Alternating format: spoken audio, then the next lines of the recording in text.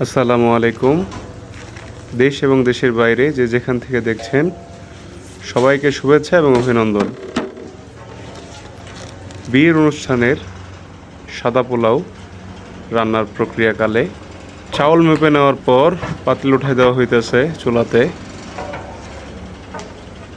এইদিকে চাউল ধুইয়া রেডি করে রাখা দেওয়া হবে।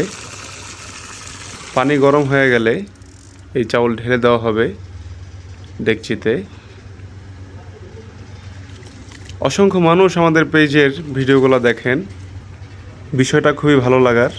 ডেকচির পানি গরম হয়ে যাওয়ার পর এখন চাউল ঢেলে দেওয়া হবে।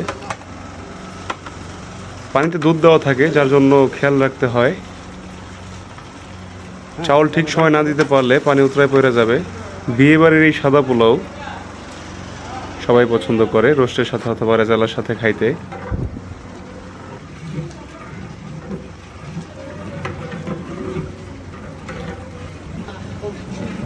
লবণ চেক করা হইতেছে। এবার দম দেওয়ার পালা। 15 থেকে 20 মিনিট দমে থাকবে।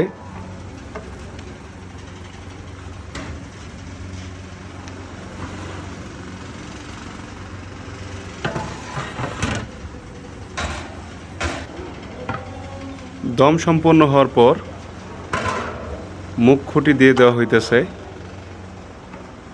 সাইডে চালগুলো উপরে উঠাই দেওয়া হইতেছে।